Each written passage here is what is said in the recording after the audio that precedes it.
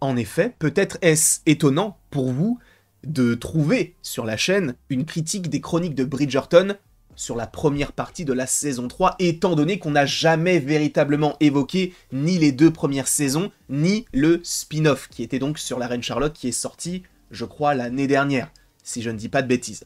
Sachant qu'on avait vite fait évoqué cette saison 3, et par ailleurs petit poster à l'appui, eh bien, via des shorts, puisqu'on avait donné notamment ces informations comme quoi la première partie sortirait aujourd'hui, donc le 16 mai, et que la deuxième arriverait dans moins d'un mois, du côté du 13 juin, donc 4 épisodes d'un côté, et la même chose de l'autre, sachant que Netflix maintenant est un petit peu habitué à ce genre de choses, puisqu'il l'avait notamment fait, pour ne citer que cette série, sur Stranger Things, en proposant, si je ne dis pas de bêtises, eh bien, une première partie en mai pour la saison 4, et une deuxième partie en juillet, dans ces eaux-là. En tout cas, c'est superbe.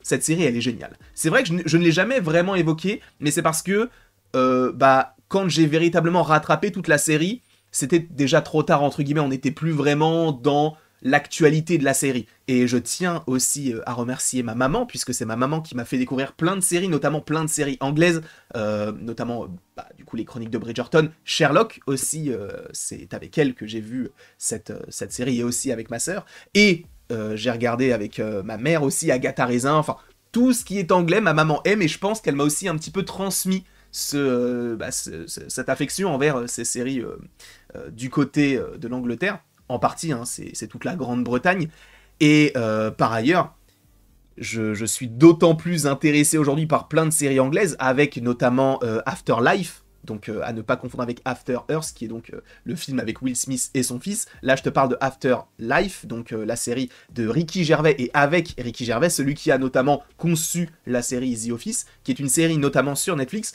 et qui est, on va dire, très complexe, mais avec un humour anglais, et j'adore ça. Et dans cette série, on a de l'humour, on n'a pas beaucoup d'action, bien sûr, et ce n'est pas ce qu'on recherche dans une série telle que celle-ci. On recherche voilà, des petits drames, de l'amour, des trahisons, et ça fonctionne encore une fois totalement, même si, à mon sens, peut-être que cette saison 3 est un petit peu en deçà de ce qu'on avait eu précédemment. Je parle de la série mère et pas nécessairement du coup de la Reine Charlotte, même si la série sur la Reine Charlotte était très bonne, bien que un petit peu frustrante parce qu'on ne voyait pas tous les personnages, notamment Anthony et Kate, on ne les revoyait plus vraiment, on avait quelques petits, voilà, on les évoquait parce qu'ils sont toujours dans cet univers, mais en tout cas, j'aime beaucoup. Alors là où peut-être est marqué, je parle de la frustration, là où c'est marqué, c'est que oui, j'ai perdu mes mots, mais c'est parce qu'en fait, elle est partagée en 2 parties. Et le fait d'avoir enchaîné les 4 épisodes qui se regardent très simplement,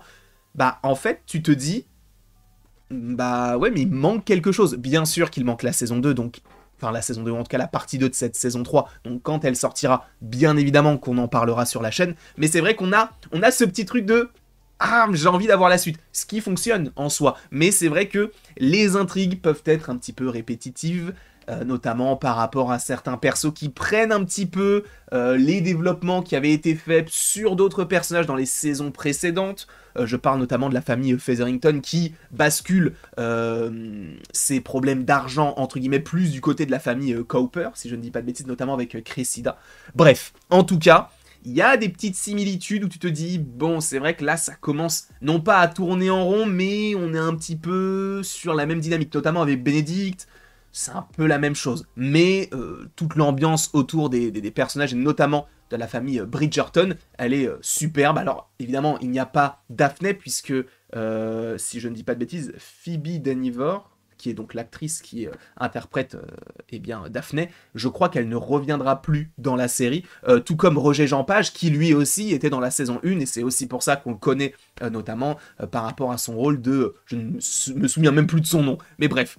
En tout cas, ça fait du bien de les revoir. Alors évidemment, certains vont avoir leur intrigue qui vont faire en sorte qu'on va plus trop les revoir, sachant aussi qu'il faut rappeler que l'acteur qui interprète Anthony, lui, aurait été casté dans le nouveau, et c'est changement de décor, dans le nouveau Jurassic World de Gareth Edwards, supposément avec Scarlett Johansson, donc ça change totalement. Là, on passe de ça à ça, donc c'est cool quand même, parce que en plus c'est un bon acteur, je trouve. Il avait vraiment, enfin pour moi c'était le meilleur acteur de ces 2 premières saisons, bien que dans la première il était un petit peu énervant, dans la deuxième aussi, mais je trouvais que son alchimie avec Kate notamment fonctionnait évidemment très très très bien. Mais cette année, ce n'est plus en lien donc avec ces deux personnages que sont donc Kate et Anthony, mais c'est en lien avec Pénélope et Colin. Pénélope, bien sûr, qui est Lady Whistledown, et le petit Colin ici présent, qui revient de ses voyages. Il m'énerve, et je ne pense pas être le seul. Et ça a été... En vrai, ça m'a fait du bien quand, du coup, Lady Whistledown, donc Pénélope,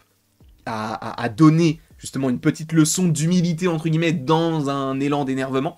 Je trouvais que ça fonctionnait plutôt bien, parce que c'est vrai que quand Colin est revenu, il était là genre oui, moi j'ai fait ci, moi j'ai fait ça, les femmes françaises sont magnifiques, et en fait il y avait ce côté de j'ai envie de prouver, mais en même temps j'ai conscience de ma condition dans le sens où bah je ne suis pas... Enfin, je me fais peut-être passer pour quelqu'un que je ne suis pas vraiment. Et la personne qui me connaît véritablement parfaitement, c'est Pénélope, et au fur et à mesure, on va finir par le comprendre, notamment lors de l'épisode 2, si je ne dis pas de bêtises, au moment où, du coup, on va avoir eh bien, Pénélope qui va danser, bon là, ce n'est pas cette scène-là, mais avec donc le Lord Debling, ils vont danser ensemble, et vous savez, dans la série, nous avons des musiques actuelles qui sont remasterisées avec donc des instruments de l'époque et une sonorité un petit peu ancienne. Et là, donc, ils ont pris notamment la musique de Nick Jonas qui s'appelle Jealous, donc jaloux en français. Et ça vient... Et c'est ça que j'aime bien, c'est que ça vient accompagner, on va dire, les faits et gestes et du coup les pensées des différents personnages. Donc ça vient les accompagner, ce n'est pas juste pour te dire, bah voilà, on prend des musiques actuelles et on les remet, entre guillemets, à l'époque.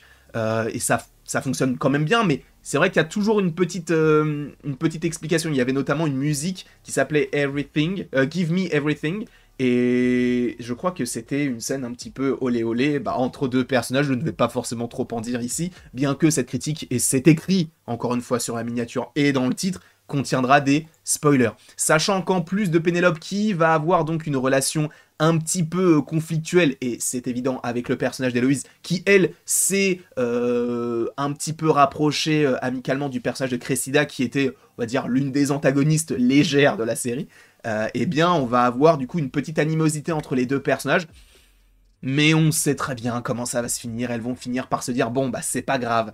Sachant que là où Pénélope est un petit peu dans de beaux draps, c'est que lorsqu'elle a été très énervée en étant donc Lady Whistledown, elle a craché donc sur le personnage de Colin, alors qu'ils vont finir par être ensemble, et à la toute fin, la dernière scène, c'est voulez-vous m'épouser? Et boum, ça se coupe là-dessus. On sait que ça va bien se finir pour les deux, en tout cas on l'espère, mais c'est vrai que je pense qu'il est possible qu'elle l'annonce en milieu de deuxième partie, qu'elle est donc Lady Whistledown, et donc qu'elle a craché à la fois sur Colin, mais également sur la plupart des Bridgerton, hein, parce que bon, elle avait pas forcément sa langue dans sa poche, même si elle s'accuse elle-même aussi, enfin en tout cas elle se critique elle-même pour justement aussi noyer le poisson, si j'ose dire. Mais donc, oui, elle a des choses à se reprocher, et c'est vrai que c'est possible même que dans cette saison 3, on se focalise sur, comment est-ce que je vais réussir à lui dire, parce que là, si je lui dis que je suis Lady Whistledown, il va me quitter, et on ne sera plus même amis. Donc c'est ça aussi qui va être intéressant. Je pense que même cette saison 3 pourrait se terminer sur on n'est plus amis, on se parle plus, tu le sais que je suis cette personne-là, mais attendons la saison 4 pour véritablement renouer les liens. Parce que là, de toute manière aussi, ce qui est intéressant, c'est que quasiment tous les Bridgerton, en tout cas tous ceux qui sont adultes, vont avoir leur petit moment un petit peu romantique. Même la mère qui va finalement... on va supposer qu'il va commencer à se rapprocher du coup de la sœur de... mince, comment s'appelle ce personnage? Oh, je n'ai aucune mémoire des noms. C'est le personnage de... mais c'est pas possible. Lady Danbury. Oh mon Dieu, c'est pas possible ça. Lady Danbury, donc qui a elle-même un frère, et tu te dis non, mais elle va quand même pas sortir avec le frère de Lady Danbury, qui est donc son ami. Il faut quand même rappeler que dans la série la reine Charlotte, on a appris que Lady Danbury, elle était sortie, voire plus que ça, avec le père de Lady Bridgerton. Donc, bon, si elle lui dit quoi que ce soit, c'est un petit peu le camembert qui dit au fromage tu pues. C'est ça l'expression? Je ne sais pas. En tout cas, là, cette saison, on est beaucoup plus tourné vers Francesca, qui est un personnage qu'on n'avait pas vraiment trop vu. Je crois qu'elle était à l'étranger, après elle est revenue, si je ne dis pas de bêtises. Donc là, en plus, je crois que c'est une nouvelle actrice qui joue le personnage. Donc on développe un nouveau perso. c'est pas forcément extrêmement intéressant à mon sens, là où je me focalise beaucoup plus sur Pénélope. Et c'est vrai que moi je m'étais beaucoup attaché au couple Kate et Anthony. J'espère que dans cette saison, en tout cas dans la deuxième partie, ils auront peut-être un petit peu plus de... eh bien, on va dire d'intrigue, parce que on se dit que bah, si la mère des Bridgerton va finir par être avec du coup le frère de Lady Danbury, est-ce qu'elle ne pourrait pas un petit peu on va dire, se délester, entre guillemets, et donc laisser certaines choses pour Anthony, sachant qu'Anthony va forcément revenir, puisque c'est lui qui est censé vivre dans cette maison, même si, bon, là, ils sont un petit peu en voyage de noces. En tout cas, moi, c'est une saison que j'ai beaucoup appréciée, en tout cas pour la première partie, bien évidemment. Il y a une deuxième partie, je vous le rappelle, qui sort en juin, et le 13, si je ne dis pas de bêtises. J'ai bien aimé, après c'est vrai que c'est perfectible. Il y a des choses possiblement à revoir, notamment sur l'écriture qui peut-être est un petit peu redondante, même si c'est vrai que du côté de Pénélope et du côté de sa maman, tu sens qu'il y a peut-être un moyen de renouer un petit peu le dialogue, notamment le... D'ailleurs, moi, il y a peut-être une comparaison qui est à faire, ou alors qui a déjà été faite, je ne sais pas, mais c'est vrai que Pénélope, moi, me fait beaucoup penser à Cendrillon. C'est-à-dire que elle va avoir une mère, du coup une belle mère entre guillemets pour Cendrillon, mais qui va on va dire comment peut-on dire ça,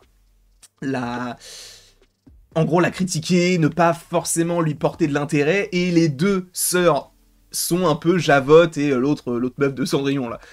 Ça me fait un peu penser à ça, son histoire me fait penser à Cendrillon, alors peut-être que ça a été fait de cette manière-là, je ne sais pas, je pense que oui, parce qu'il y a de fortes similitudes, mais en tout cas, j'ai hâte de voir ce qu'ils vont nous proposer dans moins d'un mois, encore une fois. N'hésitez pas vous dans les commentaires à me dire ce que vous en avez pensé, n'hésitez pas non plus à aimer, partager, donc commenter, vous abonner, bref, vous faites ce que vous voulez, et après tout ceci, il ne me reste donc plus qu'à vous dire à la prochaine.